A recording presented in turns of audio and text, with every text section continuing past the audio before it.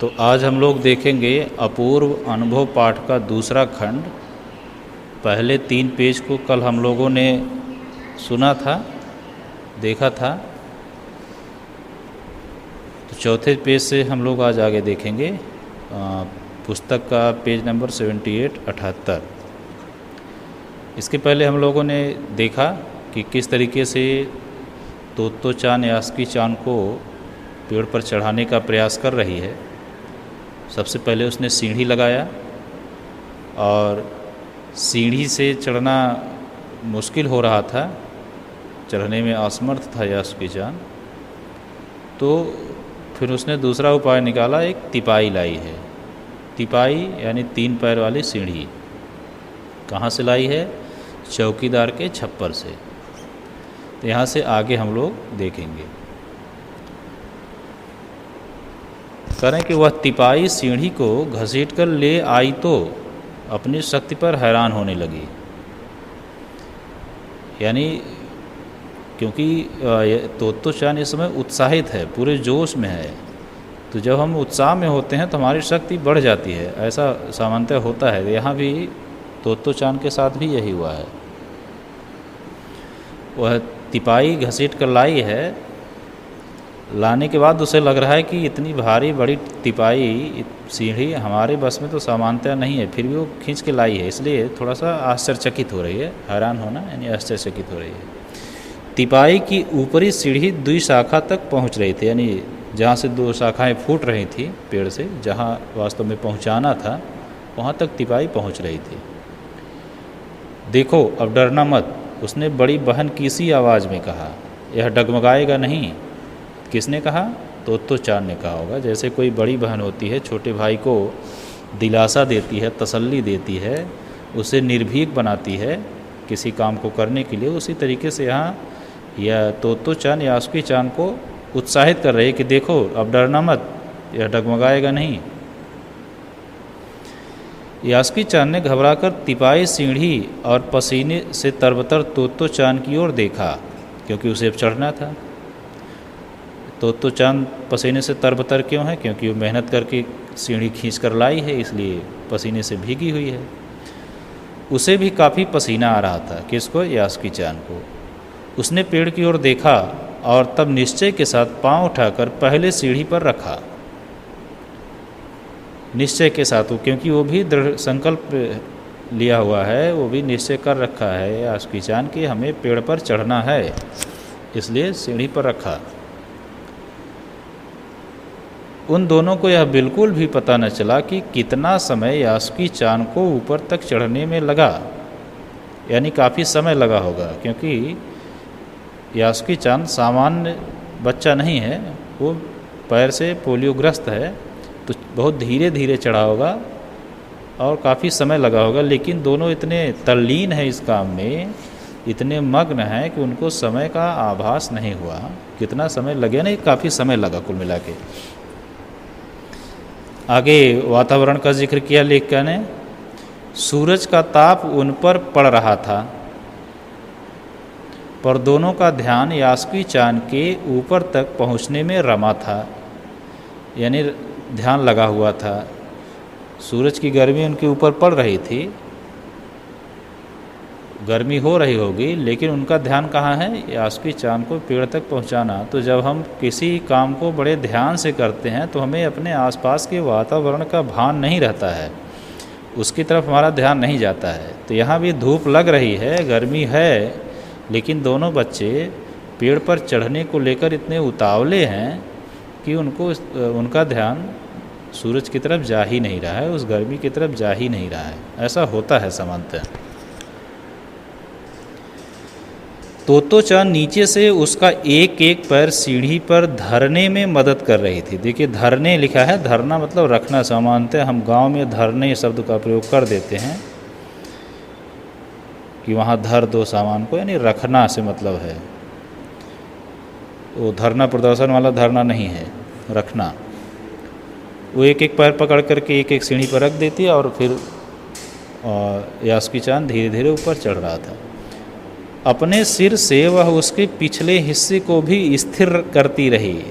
संभाले भी है कि कहीं इधर उधर डगमगा भी न जाए, एक एक पैर ऊपर रख भी रही है, यानी पूरी मेहनत कर रही है। तो चाँद मेहनत कर रही है।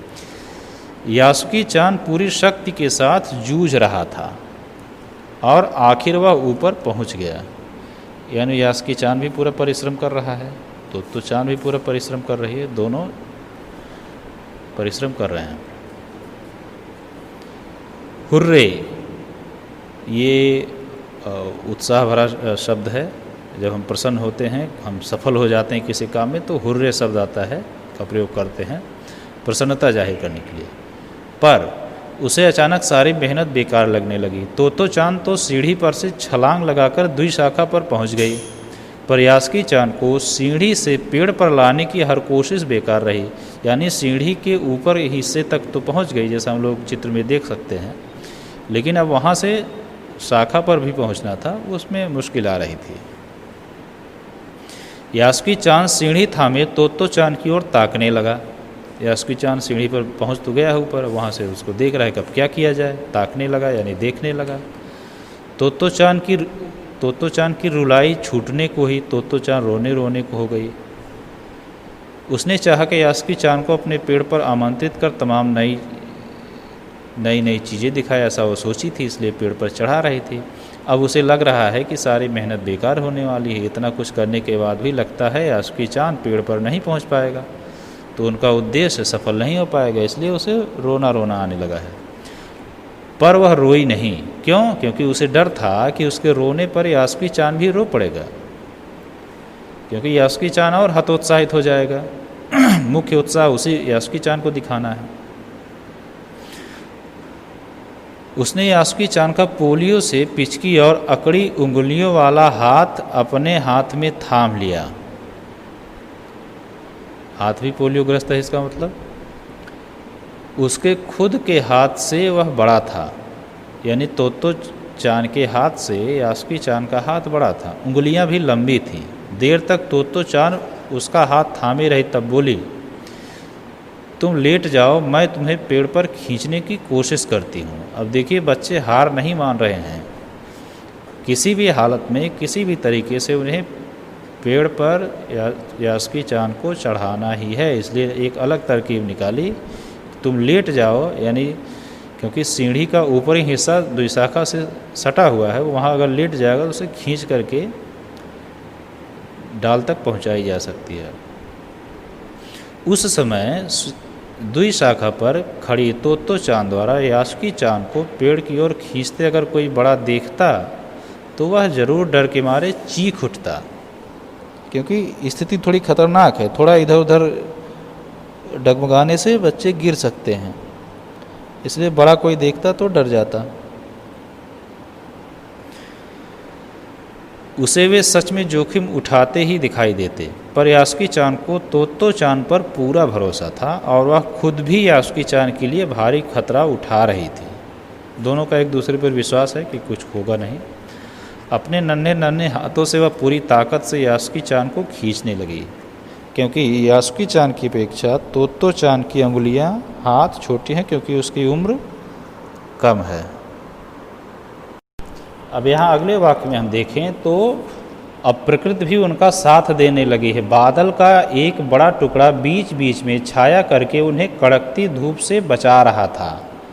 इसके पहले हम देखेंगे तो कैसे उनके ऊपर धूप लग रहा था, यानी जब उनका संघर्ष जारी था तब प्रकृति भी उनके विपरीत थी, और जब वे लगभग सफल होने को हैं तो प्रकृति भी उनके साथ आ गई है। अब उन्हें धूप से बचा रही है, ऐसा आभास हो रहा है लेखक को। इसलिए हम सामान्यतः इसलिए कहा भी जाता है कि जब हम किसी संघर्ष की शुरुआत करते हैं तो तमाम बाधाएं आती हैं, लेकिन हम उन बाधाओं का मुकाबला करते हुए जब आगे बढ़ते हैं तो वही बाधाएं फिर हमारे समर्थन में आने लगती हैं। जो लोग विरोध में रहते हैं वही बाद में हमारे समर्थन में आने लगते हैं जब हम किसी काम में सफल हो जाते हैं। तो वही स्थिति यहाँ दिखाने का प्रयास किया है लेखिका ने कि बादल का एक टुकड़ा उन्हें छाया करके कड़कती धूप से बचा रहा था। काफ़ी मेहनत के बाद दोनों आमने सामने पेड़ की द्विशाखा पर थे, यानी चढ़ गए थे। पसीने से तरबतर अपने बालों को चेहरे पर से हटाते हुए तो चाँद ने सम्मान के साथ झुक कर कहा, मेरे पेड़ पर तुम्हारा स्वागत है। जैसा अक्सर बच्चे किसी आगंतुक के आने पर अपने पेड़ पर कहते थे। अंतिम पेज हम लोग देखेंगे। यासुकी चान डाल के सहारे खड़ा था।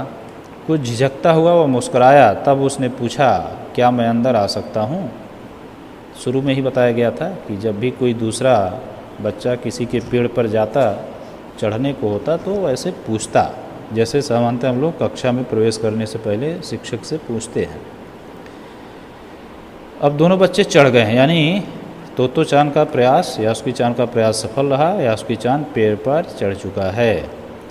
अब जिस उद्देश्य से वो पेड़ पर चढ़ाना चाह रही थी तोतो चान यासुकी चान को, वो उद्देश्य उन्हें पूरा होता हुआ दिख रहा है। उस दिन यासुकी चान ने दुनिया की एक नई झलक देखी जिसे उसने पहले कभी न देखा था, क्योंकि कभी वो पेड़ पर चढ़ नहीं पाया था। ऊपर से आसपास का वातावरण, आसपास की परिस्थिति कैसी दिखती है वो कभी देखा नहीं था। तो कह रहा है, तो ऐसा होता है पेड़ पर चढ़ना? यासुकी चान ने खुश होते हुए कहा, क्योंकि उसके लिए एक नया अनुभव था, एक नई बात थी, पहली बार वो अनुभव कर रहा था, इसलिए अपूर्व अनुभव शीर्षक है। वे बड़ी देर तक पेड़ पर बैठे बैठे इधर उधर की गप्पे लड़ाते रहे, बातचीत करते रहे। बताया जा रहा है उनके द्वारा कि मेरी बहन अमेरिका में है, उसने बताया है कि वहाँ एक चीज़ होती है, उस चीज़ का क्या नाम है? टेलीविज़न। कौन बता रहा है? यासुकी चान बता रहा है। यासुकी चान उमंग से भरा बता रहा था, यानी उस समय वहाँ टेलीविज़न नहीं रहा होगा जापान में। वह कहती है, आगे बात बढ़ा रहा है यासुकी चान, वह कहती है, यानी उसकी बहन कहती है कि जब वह जापान में आएगा, जापान में आ जाएगा, तो हम घर बैठे बैठे ही सूमो कुश्ती देख सकेंगे। क्या जापान में आ जाएगा? टेलीविज़न। तो वहाँ सूमो कुश्ती, वहाँ का जो प्रसिद्ध खेल है सूमो कुश्ती, उसको देख सकेंगे। वह कहती है कि टेलीविज़न एक डिब्बे जैसा होता है। यासुकी चान की बहन ने बताया होगा, टेलीविज़न एक डिब्बे जैसा होता है। तोतो चान उस समय यह तो न समझ पाई कि यासुकी चान के लिए, जो कहीं भी दूर तक चल नहीं सकता था, घर बैठे चीज़ों को देख लेने से क्या अर्थ होंगे। वह तो यही सोचती रही कि सूमो पहलवान घर में रखे किसी डिब्बे में कैसे समा जाएंगे, उसका आकार तो बड़ा होता है। पर बात उसे बड़ी लुभावनी लगी। उन दिनों टेलीविज़न के बारे में कोई नहीं जानता था। पहले यासुकी चान ने ही तोतो चान को उसके बारे में बताया था। अब यहाँ यह भी ध्यान देने वाली बात है, टेलीविज़न का महत्व यासुकी चान के लिए बहुत अधिक होने वाला था, क्योंकि यासुकी चान बार बार इधर उधर जाने में असमर्थ था।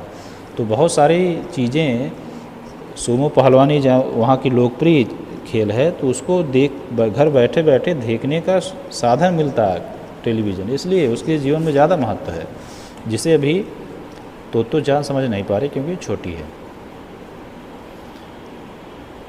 अंतिम वाक्य है, पेड़ मानो गीत गा रहे थे, दोनों बेहद खुश थे। पेड़ गीत गा रहे थे से मतलब वास्तव में पेड़ नहीं गीत गा रहे थे। वास्तव में दोनों बच्चों की प्रसन्नता इतनी अधिक थी कि उन्हें अपना आसपास का वातावरण प्रसन्न दिखा, इसलिए लग रहा था पेड़ भी प्रसन्न है, गीत गा रहे हैं। दोनों बेहद खुश थे। यासुकी चान के लिए पेड़ पर चढ़ने का यह पहला और अंतिम मौका था, क्योंकि ऐसे प्रयास बार बार नहीं किए जा सकते, इतना संघर्ष बार बार नहीं किया जा सकता। इसलिए यासुकी चान दोबारा पेड़ पर नहीं चढ़ पाया था, ना पहले ही चढ़ा था। तो एकदम से नया अनुभव है, इसीलिए शीर्षक दिया है अपूर्व अनुभव। तो इस पाठ से हम लोग यही सीख सकते हैं कि कोई भी चुनौती हो, कोई भी लक्ष्य हो, उसको पाने के लिए हमें परिश्रम करना पड़ेगा, चुनौतियों का सामना करना पड़ेगा, सफलता अवश्य मिलेगी। और उस मिली हुई सफलता की प्रसन्नता कहीं बहुत अधिक होती है। तो इस तरीके से पाठ समाप्त होता है।